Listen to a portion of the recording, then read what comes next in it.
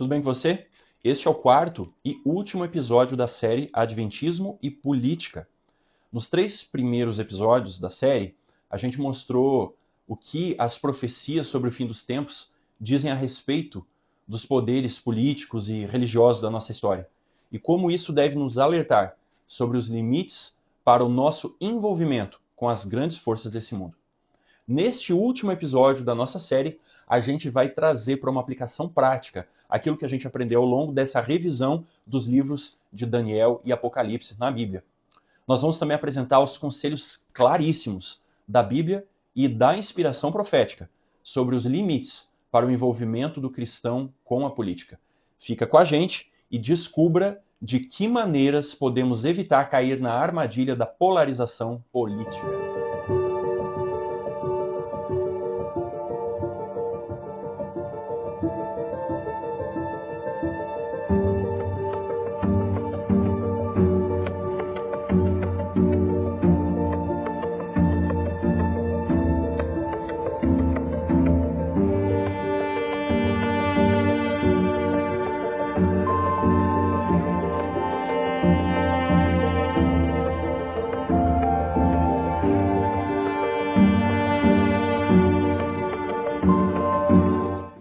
Nos episódios 1, 2 e 3, nós vimos como a Bíblia descreve os movimentos das grandes potências da história de maneira maravilhosamente precisa e detalhada.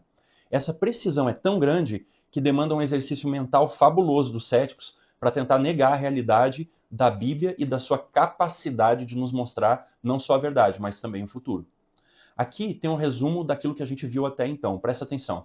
Apocalipse 17 mostra uma prostituta cavalgando uma besta que destrói o povo de Deus, sendo que essa mulher representa a igreja cristã apostatada, enquanto a besta são as nações e os poderes mundiais que deram e darão suporte às religiões apostatadas.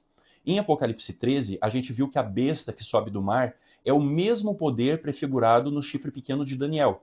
Mais uma vez, a igreja romana, que recebe uma ferida mortal na cabeça, mas que iria se recuperar após esse ferimento.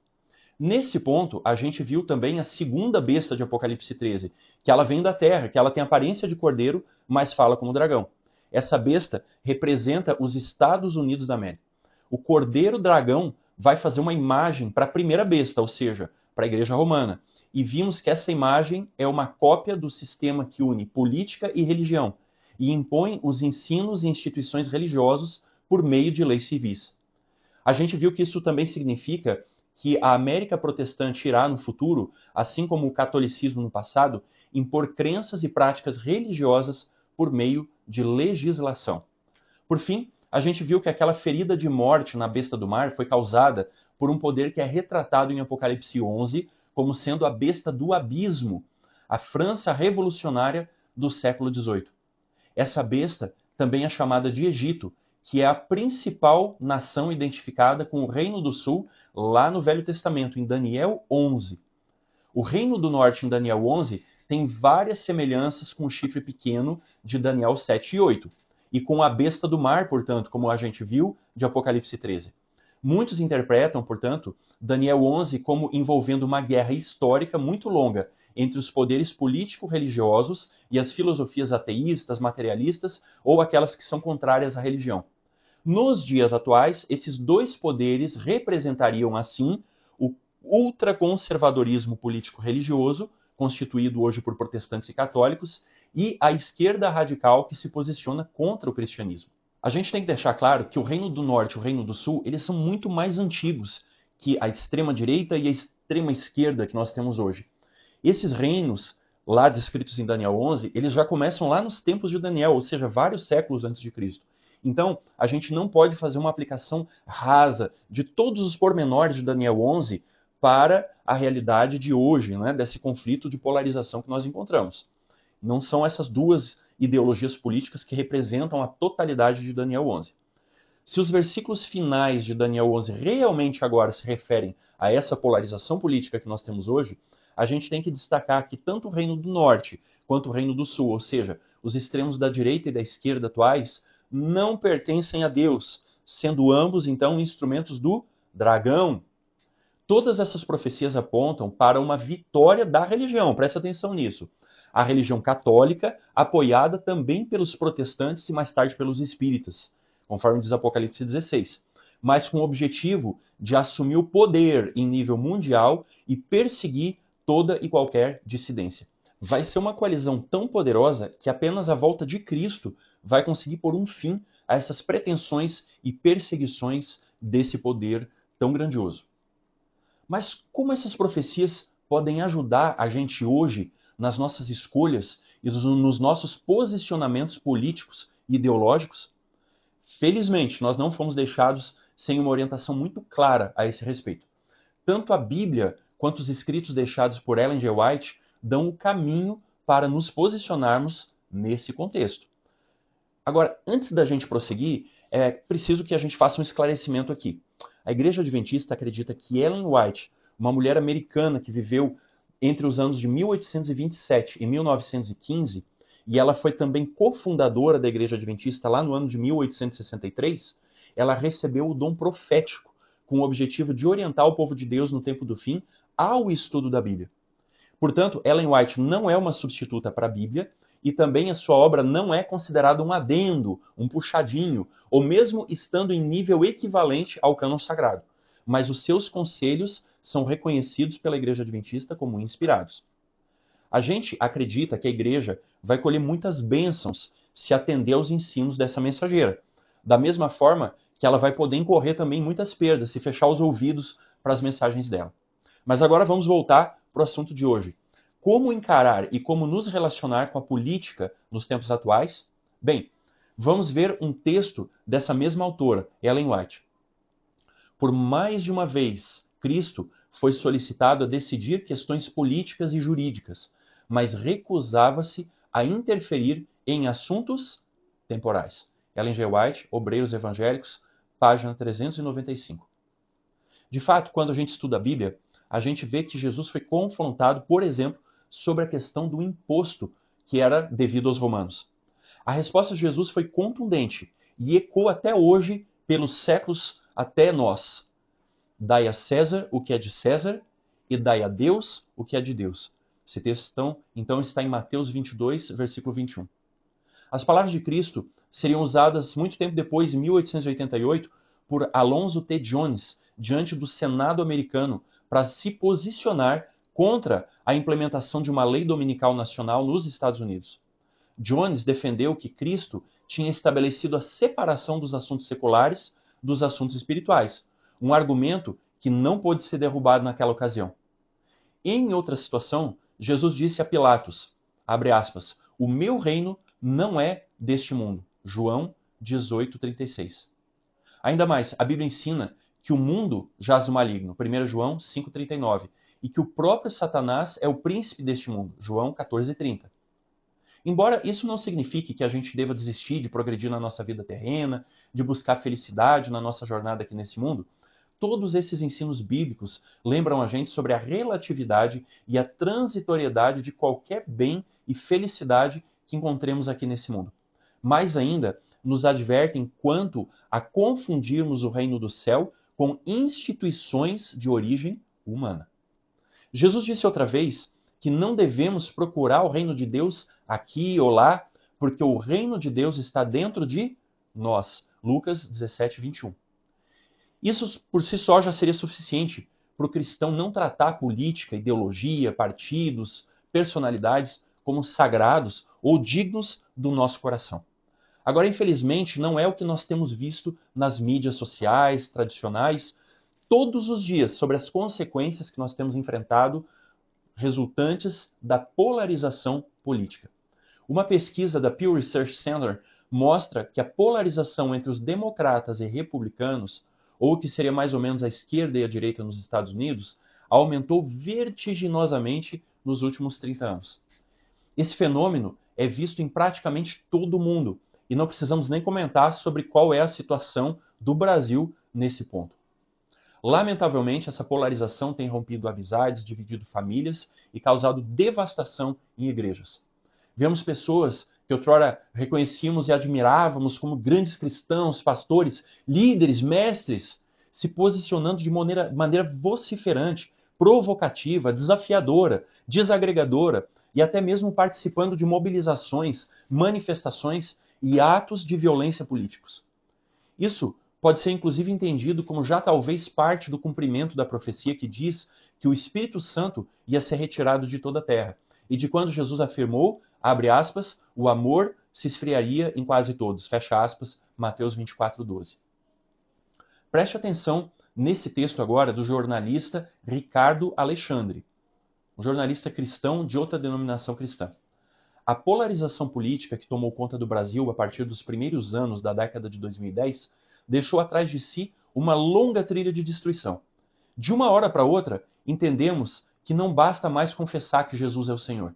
Agora, o que parece, além de Jesus, é preciso algo mais para nos fazer membros do mesmo corpo. É preciso ser de direita ou de esquerda. Impressionante esse texto, né? É lamentável que essa situação tenha se instaurado nas igrejas bem debaixo dos nossos narizes. Não precisa nem mesmo ser cristão para entender que tudo isso está muito longe daquilo que Cristo ensinou. Em João 17:21, Jesus orou ao Pai pedindo que os seus seguidores fossem um, assim como Deus e Cristo são um. Ellen White afirma que a unidade da igreja é a prova convincente de que Deus enviou Jesus ao mundo para o salvar. Um argumento que os ímpios não poderão controverter. É por isso que Satanás se esforça continuamente por prevenir essa união e harmonia entre os crentes, a fim de que os descrentes, observando essa apostasia, essa dissensão e essa contenda que reina entre os cristãos professos, aborrecerem a religião e serem confirmados na sua impenitência. Deus é desonrado pelos que, professando a verdade, alimentam entre si divergências e discórdias. Satanás é o grande acusador dos irmãos, e todos os que assim procedem se acham alistados ao seu serviço. Esse texto impressionante, extremamente forte e impactante, então, foi escrito por Ellen G. White e está registrado no livro Testemunhos Seletos, volume 2, página 263. Agora fica fácil a gente entender porque Satanás tem tanto interesse na discórdia entre os cristãos, não é verdade? Sobre os assuntos políticos especificamente, veja o que a pioneira adventista também escreveu. Abre aspas. Que devemos então fazer? Deixai os assuntos políticos em paz. A palavra sociedade importa em participação, parceria. Deus emprega as mais vigorosas imagens para mostrar que não deve haver uma união entre os partidos mundanos e aqueles que estão buscando a justiça de Cristo. Esse texto, então, está em Obreiros Evangélicos, página 392. Aqui, ela está fazendo uma referência ao texto de 2 Coríntios 6,14, aplicando aquele conselho de Paulo aos coríntios sobre a associação com os incrédulos, agora especificamente no contexto da política. Mas uma responsabilidade ainda maior recai sobre os líderes da igreja e aqueles que são obreiros para algum ramo da missão. Os que ocupam o lugar de educadores, de pastores, de colaboradores de Deus em qualquer sentido, não têm batalhas a travar no mundo político. Sua cidadania se acha nos céus. Deus pede-lhes que permaneçam como um povo separado e peculiar. Ele não quer que haja cismas no corpo de crentes. Seu povo tem de possuir os elementos de reconciliação. É porventura sua obra fazer inimigos no mundo político? Não, não! Eles têm de permanecer como súditos do reino de Cristo. Então, mais uma vez, um texto de Obreiros Evangélicos, agora a página 393.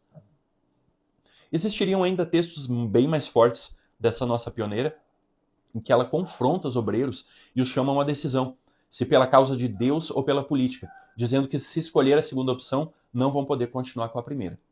Veja mais, Satanás está agitando os poderes da terra. Tudo neste mundo se acha em confusão. Deus pede ao seu povo que mantenha acima de tudo a bandeira que apresenta a mensagem do terceiro anjo. Não tomeis parte em lutas políticas. Separai-vos do mundo, refreai-vos quanto a induzir na igreja ou na escola ideias que hão de levar a contendas e perturbações. As dissensões são o veneno moral introduzido no organismo pelos seres humanos egoístas. Mais uma vez, o livro Obreiros Evangélicos, página agora 395. Amigo e amiga, presta atenção no que eu vou falar agora para você. a Igreja de Deus está acima de partidos ou ideologias mundanas. Nós fazemos um grande desserviço à causa de Deus quando damos a entender que um determinado segmento político-ideológico é de Deus e o outro do diabo. Nós podemos encontrar convergências de todas essas filosofias políticas com a palavra de Deus, mas divergências muito importantes entre elas também.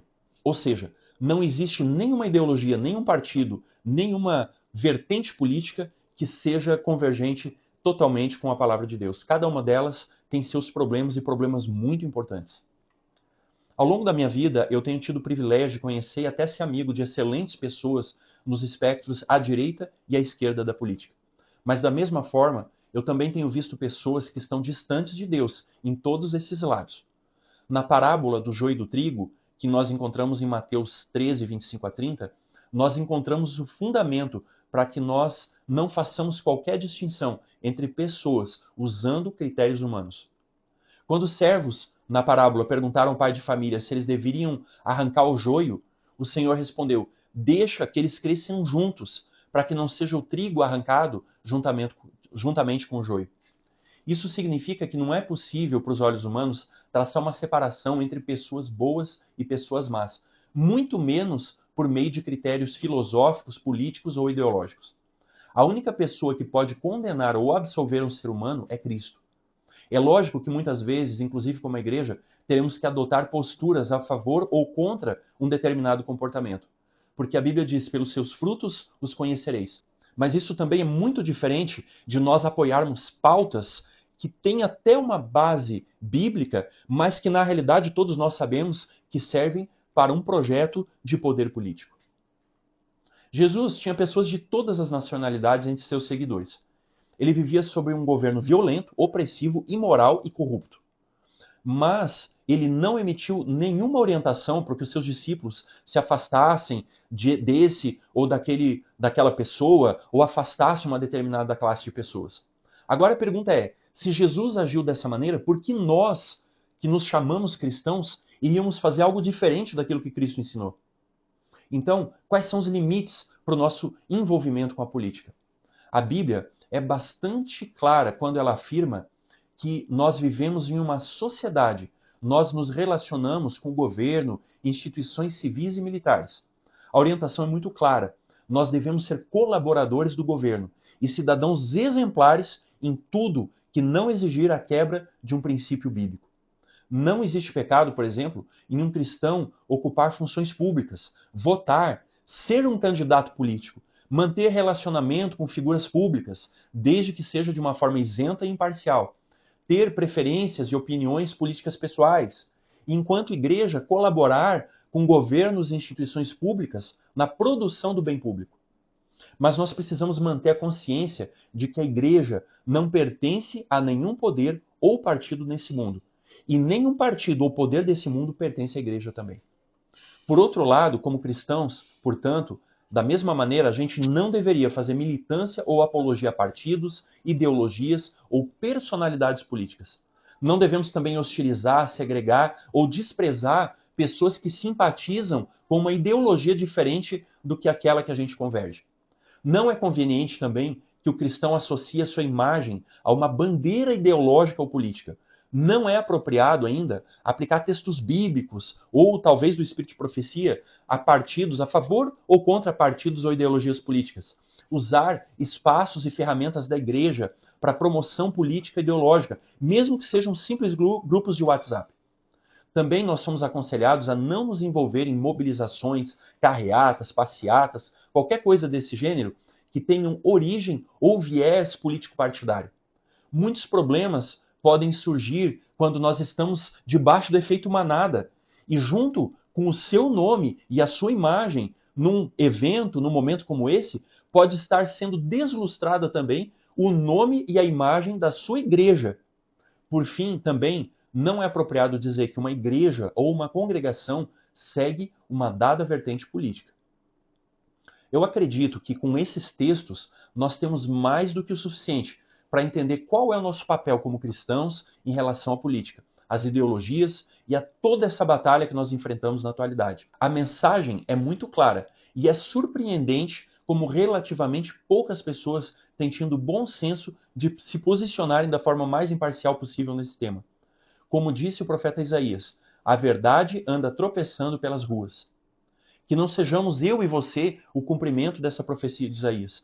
Que as pessoas, onde ele fala que as pessoas ignorariam voluntariamente a verdade que Deus deixou em sua palavra de uma maneira tão clara sobre esse assunto. Por fim, eu gostaria de encerrar esse vídeo e essa série com um último verso da Bíblia, aproveitando também para fazer um convite para você com ele. Ninguém pode servir a dois senhores, pois odiará a um e amará o outro, ou se dedicará a um e desprezará o outro. Esse verso, então, é Mateus, capítulo 6, 24. Que eu e você hoje, agora mesmo, escolhamos servir apenas aquela pessoa que dá nome à nossa religião e que recebe a todos com os braços abertos, independentemente de raça, credo, educação, posição social ou visão política. Que Deus abençoe. Se você gostou deste episódio, assine gratuitamente nosso podcast no Spotify, Amazon, Apple e se inscreva no nosso canal no YouTube. É só procurar por podcast Cevada com Plutônio nos streams de áudio ou Cientistas Adventistas no YouTube, Instagram, Facebook e X.